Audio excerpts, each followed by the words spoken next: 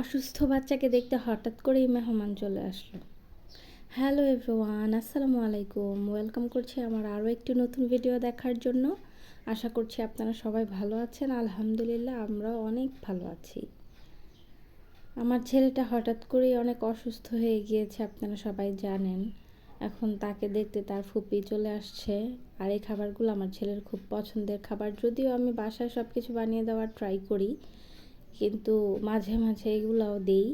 এখানে ওরা চলে আসছে না বলেই আসছে হঠাৎ করে। এখানে আমি ওদের জন্য চা বানিয়ে নিচ্ছিলাম আর কিছু নাগেটস ভেজে নিচ্ছিলাম এখান থেকেই খুব তাড়াহুড়া করে, কারণ এত তাড়াহুড়ার মধ্যে কি করব বুঝে উঠতে পারছিলাম না, তাই এখান থেকেই কিছু নাগেটস ভেজে দিচ্ছিলাম। আর এখানে চা বসিয়েছি, সাথে একটুখানি নুডলস।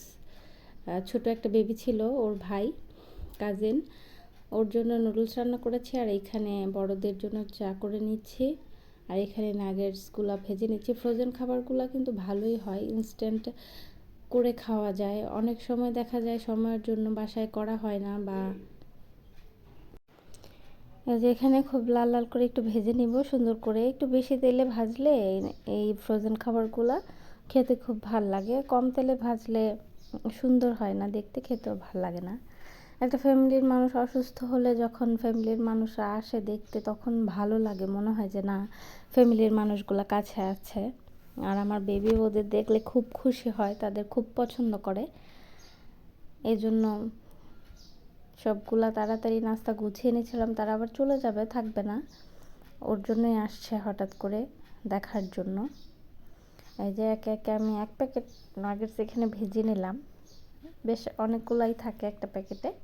আর এই যে এইখানে দুধ চা, আমাদের ফ্যামিলির সবাই মোটামুটি দুধ চা খুব পছন্দ করে। এই যে সার্ভ করে দিচ্ছি খাবার। বাচ্চারা খাবে নাগেটস, আমার ছেলে আনার পরেই শুরু করছে আমাকে চিকেন ভেজে দাও। ও বুঝে না, নাগেটস বলতে পারে না, চিকেন ভেজে দাও। আর এই যে সবার জন্য চা আর নাগেটস নিয়ে যাচ্ছি। আর নুডলসটা আমি পরে রান্না করে দিয়েছি, পরে খেয়েছে ওরা দুই ভাই। থ্যাংকস ফর ওয়াচিং, আল্লাহ হাফেজ।